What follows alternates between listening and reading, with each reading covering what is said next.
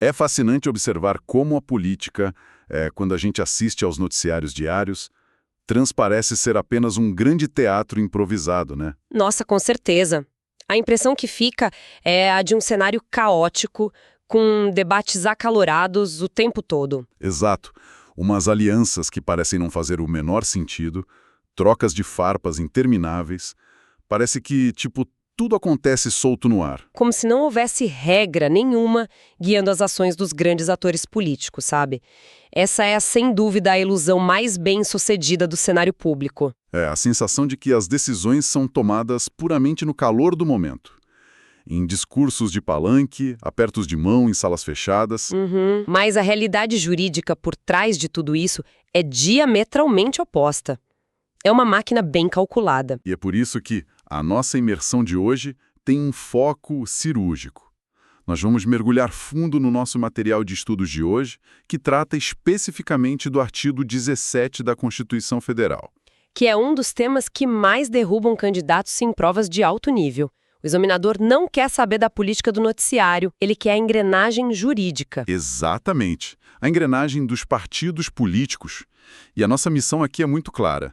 Quem está ouvindo a gente agora não vai precisar encostar em nenhuma página escrita. De jeito nenhum. O áudio vai ser o guia definitivo. Isso aí. A gente vai desbravar esse assunto inteiramente por aqui. Desde o nascimento de uma legenda até aquelas regras super intrincadas de fidelidade partidária. E para que essa compreensão seja sólida, a gente precisa adotar uma visão fria e analítica logo de partida, né? Com certeza. Tirar a paixão política da frente. Exato. Partidos políticos são ferramentas vitais. Sem eles, o Estado democrático de direito simplesmente não opera. Eles são a ponte exclusiva entre a sociedade e o poder. Mas essa função cria um arranjo jurídico bem fascinante, né? Porque mistura a liberdade de uma organização com um peso gigantesco do dinheiro estatal. É um paradoxo, e compreender esse paradoxo é o que destrava todo o resto do estudo para quem precisa gabaritar a prova. Então, vamos começar desempacotando exatamente essa natureza jurídica, porque isso dita, digamos assim, o DNA do partido político. Perfeito. O primeiro grande erro que o pessoal comete vem da intuição. Porque se o partido tem essa função pública vital e recebe, rios de dinheiro do Estado, a intuição natural seria classificar ele como um ente público, certo? Certo na lógica do senso comum, mas completamente errado na prova. Essa é a dedução que derruba candidato excelente. Então, qual é a classificação exata? O fato de os partidos receberem verbas públicas e prestarem contas não altera a essência deles. Partidos políticos são, inegavelmente, pessoas jurídicas de direito privado. Direito privado. Tem que grifar isso mentalmente, pessoal. A Constituição garante que eles se organizem livremente. O Estado não pode interferir na criação interna deles. Se fossem de direito público, seriam braços do próprio Estado. O que destruiria a liberdade de oposição, né? Faz todo sentido se a gente pensar na proteção contra o autoritarismo. Exatamente. A regra é clara. A natureza é estritamente de direito privado. Tá, mas isso levanta uma questão prática muito boa.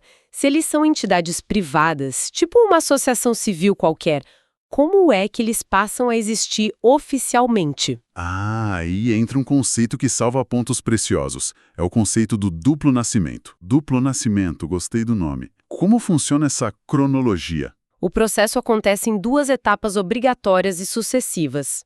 O primeiro passo é o nascimento puramente civil. Que seria ir ao cartório, imagino. Isso. O grupo de fundadores elabora o estatuto e registra no cartório civil de pessoas jurídicas. Nesse momento exato, o partido ganha personalidade jurídica. Ou seja, ele já pode abrir conta em banco, alugar imóvel, contratar equipe. Já existe civilmente. Mas, e aqui está a pegadinha, ele ainda não pode lançar candidato a prefeito ou presidente. Claro. Porque um registro de cartório não deveria dar acesso ao sistema eleitoral nacional, senão seria uma festa. Exato. O cartório dá vida civil, mas não dá capacidade política. É por isso que existe o passo 2. E qual é o passaporte para a vida política? O registro do estatuto no Tribunal Superior Eleitoral, o TSE. Só com essa chancela do TSE é que a associação vira partido político de fato para o jogo eleitoral. Entendi. É isso que dá o direito de receber o fundo partidário e ter tempo de TV. Perfeitamente. Pra galera que tá escutando pegar bem a imagem mental, é tipo abrir uma padaria. Como assim? Ó, o passo 1, lá no cartório, é tirar o CNPJ. A empresa passa a existir no papel, assina aluguel, compra os fornos. Aham, tô acompanhando. Mas o passo 2, no TSE, é tipo conseguir o alvará da vigilância sanitária. Sem o alvará, a estrutura até existe fisicamente, mas não pode abrir as portas e vender o pão. Genial. No caso do partido, ele existe pelo cartório, mas só pode vender o peixe dele nas urnas com registro no TSE. Isso, CNPJ no cartório, alvará no TSE. E o detalhe de altíssima relevância para a prova é a ordem sempre, do civil para o eleitoral. Primeiro cartório, depois TSE. As bancas adoram inverter isso, né? Dizendo que o TSE autoriza primeiro. Despenca em prova essa inversão. Mas a criação é livre e privada. Logo, cartório primeiro. Bom, partido com duplo nascimento concluído, ele tá no tabuleiro. A lei diz que a criação é livre. Mas como o Estado regula essa entidade que tem o monopólio das candidaturas? Porque eles não podem fazer o que quiserem, né? A autonomia é robusta, mas é uma liberdade vigiada. A Constituição impõe 4 preceitos fundamentais inegociáveis. E dominar isso é exigência absoluta. Tem que saber de cor. E para facilitar, o nosso material de estudos de hoje traz um acrônimo ágil para a galera anotar mentalmente. É o CAPRO-PRÉFU. Eu adoro esse mnemônico. CAPRO-PRÉFU. Salva na hora do branco. Salva demais. Vamos destrinchar a mecânica disso, começando pelo CA, de caráter nacional. Por que não pode ter partido só de São Paulo ou só do Nordeste? A lógica do caráter nacional é blindar a unidade do Estado. Se a lei permitisse partido estadual, a gente ia ter legendas com interesses puramente separatistas ou bairristas. O que é fragmentar totalmente o Congresso, né? Com certeza. O partido pode até ser mais forte numa região, mas tem que provar a estrutura em vários estados. O projeto tem que ser para a nação. Entendido.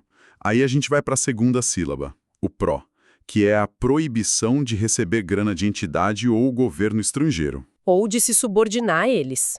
E a justificativa aqui é cristalina, defesa da soberania. Nenhuma potência internacional comprando decisões aqui dentro. Exato. Um partido não pode atuar como um braço de um governo gringo no parlamento. A vedação é absoluta, sem exceções. Legal. Seguindo no CAPROFU, o PE é de prestação de contas à Justiça Eleitoral. Mas espera aí, a gente não falou que eles são de direito privado. Por que a Justiça Eleitoral fiscaliza tão de perto? Boa pergunta. Porque essa entidade privada vive quase inteiramente de bilhões de reais em impostos. Fundo partidário é dinheiro público. Ah, claro. Tem que ter controle. Não é só burocracia, é a ferramenta para combater lavagem de dinheiro e abuso de poder econômico que pode destruir a democracia. Justíssimo. E fechando o acrônimo, a gente tem o FU, de Funcionamento Parlamentar Conforme a Lei. Que é o compromisso básico, né? Entrou no jogo democrático, não pode usar a imunidade para tentar quebrar a própria democracia de dentro para fora. Tem que respeitar as regras do jogo. Bom, agora o partido está estruturado, com os preceitos em dia, mas manter tudo isso custa uma fortuna. No passado era só criar o partido que a grana já caía na conta. Como está essa trava financeira hoje? A torneira secou para muita legenda pequena. Foi instituída a famosa cláusula de desempenho, ou cláusula de barreira. Para evitar aquelas legendas de aluguel, certo? Exatamente. Hoje, para colocar a mão no fundo partidário e ter tempo de TV e rádio, o partido tem que bater meta. Tem que provar que tem voto na rua. E essas metas focam em qual eleição? Nas eleições para a Câmara dos Deputados. Eles precisam de um percentual mínimo de votos válidos em 1/3 dos estados ou eleger um número mínimo de deputados federais. E se falhar na meta? O partido é extinto? Não, ele não morre politicamente. Os eleitos tomam posse, mas a torneira do dinheiro público e da propaganda gratuita fecha 100%. Ficam no escuro financeiramente falando. E tem um pulo do gato muito interessante no nosso material sobre isso. A emenda 111 de 2021... Ah, essa é uma regra com altíssima probabilidade de ser cobrada. Pois é uma regra temporária, válida até 2030, que cria um peso diferente na contagem. Votos para candidatas mulheres ou candidatos negros para a Câmara valem em dobro na hora de fatiar o fundo partidário. Valem em dobro. Isso é uma engenharia jurídica fantástica. Mas isso muda completamente a estratégia financeira do partido na hora de escolher quem vai lançar, não é? Completamente. O direito não obriga o partido a ser inclusivo por decreto, porque isso esbarraria na autonomia privada deles. Em vez disso, a lei usa o oxigênio financeiro. Mexe no bolso, né? Mexe no bolso, o repasse financeiro atrai os partidos. Então, a sobrevivência deles passa a depender de procurarem financiar candidaturas viáveis de mulheres e pessoas negras. O financiamento induz a inclusão. Cara, que sacada brilhante do legislador. É a teoria se traduzindo no pragmatismo das campanhas. E falando em pragmatismo, a gente chega no momento em que as eleições forçam os partidos a darem as mãos às coligações partidárias. E esse é o terreno pantanoso, onde as bancas fazem a festa. Porque teve uma revolução recente nas regras, né? Teve. Antigamente podia coligar para tudo, o que gerava o tal do efeito tiririca. O eleitor votava num partido por causa da ideologia, mas a coligação arrastava o voto para eleger alguém de ideologia oposta. Era uma confusão. E como a gente ancora a nova regra na memória, para não errar na prova? Com a regra de ouro do pró-pró. Pró-pró. Proibido pro proporcional. Se o candidato lembrar que é proibido para proporcional, ele já tem metade das respostas garantidas. Vamos traduzir isso para o mundo real. Pensa na eleição da sua cidade, de quem está ouvindo a gente. Tem a disputa para prefeito e para vereador. Uhum. A eleição para prefeito é cargo majoritário. Quem tem mais voto, leva. Para majoritário, a Constituição permite que os partidos formem coligação de boa. Partido A, B e C se unem para eleger o mesmo prefeito. Isso, mas para vereador o cargo é proporcional. O foco é representar várias correntes. E aqui entra a proibição expressa. Acabou a festa, não pode coligar. Cada partido tem que ter sua lista de candidatos concorrendo sozinhos? Sozinhos. Tem que defender a própria legenda nas urnas. Não dá mais para pegar carona no vizinho maior. Saquei. E tem outra parada que o pessoal confunde muito. A famosa verticalização. Tipo, se o partido A odeia o partido B na eleição para presidente da República, eles podem ser aliados numa eleição de interior para prefeito? Podem, com certeza. E os examinadores adoram dizer que não. A obrigatoriedade de vinculação vertical acabou, morreu. Então, a autonomia é real nesse ponto. Sim, a Constituição garante autonomia total. Dinâmica local não fica refém da dinâmica nacional. Podem trocar ofensas na TV para presidente e fazer comício juntos para prefeito. É perfeitamente legal. Pragmatismo puro. E já que a gente está falando de ser pragmático, vamos falar de traição, de divórcio político, a tal da fidelidade partidária. Assunto quentíssimo. O candidato ganha graças à estrutura do partido, mas no meio do mandato quer trocar de camisa. A pergunta de prova é: a cadeira pertence a quem? Ao eleito ou ao partido? E a resposta, pelo que vi no nosso material, depende totalmente do sistema eleitoral daquela vaga. Exato. Está lá no parágrafo 6º do artigo 17. No sistema proporcional, que engloba deputados e vereadores, a cadeira do partido. Porque eles são eleitos pelo quociente partidário, a soma dos votos da legenda toda, né? Perfeito. Então a regra é dura: o deputado proporcional que sai sem motivo perde o mandato. Devolve a cadeira. Mas e para cargo majoritário? Senador, governador? Aí inverte. Para majoritário, a eleição foca muito mais na figura pessoal, então o senador leva a cadeira com oule se mudar de legenda. Não tem perda de mandato. Tá, mas vamos focar nos proporcionais, os vereadores e deputados, que é onde a regra dói. No direito tem sempre exceção. Quando é que a lei permite que esse parlamentar peça o divórcio e leve a cadeira junto? São chamadas de justa causa. A primeira é se o próprio partido der anuência. Assinou o papel concordando com a saída, o parlamentar vai embora em paz. Faz sentido. Acordo de cavalheiros. A segunda é se houver mudança drástica no programa do partido ou uma discriminação pessoal grave contra o político. Mas a grande aposta de prova é a terceira exceção. Que cruza assuntos, né? Tem a ver com a cláusula de barreira que a gente citou lá atrás. Exatamente. Está lá no parágrafo 5º. Se o partido não atingiu a cláusula de barreira, ele vai ficar sem a verba milionária e sem TV. O legislador achou injusto prender um deputado eleito num navio afundando. Então, nesse caso específico da barreira, ele ganha justa causa para pular fora. Pula fora, vai para uma legenda que passou na barreira e não perde a cadeira. Mas, sempre tem um mais. O nosso material destaca um detalhe crucial para a prova. O cara migra para salvar o próprio emprego, maravilha. Mas ele não leva a herança financeira que os votos dele geraram lá atrás para esse novo partido. Essa é a blindagem genial do sistema. É terminantemente proibida a contabilidade migratória de recursos. Explica isso melhor. Se os votos migrassem junto com ele, os partidos grandes e ricos iam passar a comprar deputados dos partidos nanicos só para aumentar ainda mais a própria fatia do fundo partidário. Ia virar um mercado de passes igual ao futebol. Exato. Então, o mandato migra para proteger o indivíduo, mas o cálculo dos recursos financeiros fica congelado na origem para proteger a estabilidade do sistema. Cara, essa engenharia é de uma sofisticação enorme, muito bem pensada. Agora, para a gente consolidar tudo isso de vez na cabeça de quem está escutando, a gente precisa simular a aplicação prática. Vamos para a análise estratégica das questões. É a melhor forma de reter conhecimento. Sem citar números ou nomes de bancas, porque a ideia é entender o padrão de cobrança. Primeira situação clássica. A banca chega e conta uma história linda, considerando a importância para a democracia e o uso massivo de recursos públicos, os partidos adquiriram personalidade jurídica de direito público. Armadilha conceitual manjada. O examinador usa premissas reais do dinheiro público para forçar uma conclusão falsa. E o candidato desatento cai na hora. Cai mesmo. Mas quem lembra do que a gente falou sobre o passo 1 do duplo nascimento mata na hora? Eles vão para o cartório civil. Logo, a natureza é estritamente de direito privado. Excelente. Segunda situação. Imagina uma historinha num concurso recente. Um partido regional aceita uma doação milionária de uma empresa da Europa. E a questão diz que é constitucional desde que o partido cumpra a transparência e preste contas direitinho para o TSE. Técnica clássica de desvio de atenção.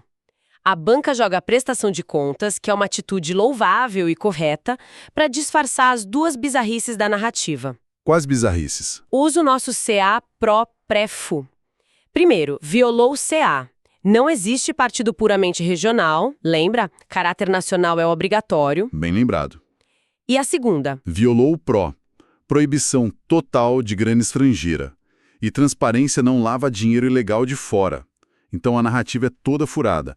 A alternativa estaria erradíssima, impecável. Terceiro e último cenário da nossa simulação. A questão afirma categoricamente que a Constituição consagra autonomia plena, garantindo às legendas o direito irrevogável de coligarem tanto para majoritários quanto para proporcionais. Sorrateira é essa, hein? Porque começa muito bem falando da autonomia partidária que é real, mas no final ela solta o veneno. O veneno no final da frase derruba muita gente pelo cansaço. Total. Lembra da nossa regra. Proibido para proporcional. Autonomia esbarra aí. Majoritária pode coligar, proporcional não. Fim de papo. E com esse raciocínio afiado, a gente entra na reta final da nossa imersão de hoje. Para selar esse conhecimento, vamos para a nossa recapitulação estratégica expressa. Quais são os 4 pilares para não errar nada de artigo 17? Vamos lá, ritmo de prova. Primeiro, esqueça o peso do dinheiro estatal. Partidos são de direito privado. Ponto. Perfeito. Segundo pilar. O pró-pró, majoritária permite aliança, mas é terminantemente proibido nas proporcionais. E o 4º pilar, fechando a conta. Fidelidade no sistema proporcional é rigorosa. Mudou de partido, perde a cadeira, exceto com justa causa. E mesmo usando a cláusula de barreira para sair com justa causa, os votos dele não levam o fundo partidário para o novo partido. A grana fica. Um mapa mental perfeito e redondo do artigo 17. E eu queria deixar um pensamento provocativo para a galera refletir. A gente passou a análise inteira reforçando que partidos são entes privados, com autonomia garantida contra o Estado. Direito privado puro. Com as restrições de doação de empresas, hoje essas entidades privadas sobrevivem quase 100% abastecidas por bilhões de fundos estatais. Então, até que ponto uma entidade que depende totalmente dos cofres públicos consegue ser de fato independente do Estado? Caramba, fica aí a pulga atrás da orelha. É esse nível de reflexão que eleva o nosso estudante a entender não só o texto da lei, mas a alma do sistema, né? É o diferencial entre decorar e compreender de verdade. Bom, para você concurseiro que tá aí na maratona, entender essas engrenagens é o que converte o seu suor em aprovação. Agradecemos demais a companhia de quem ficou com a gente nessa análise profunda e, para a gente continuar trazendo esse conteúdo estratégico pesadíssimo para o seu estudo, não se esqueça de deixar o like no vídeo e se inscrever no canal. Muita força nos estudos e até a próxima! Foco total, galera. Valeu!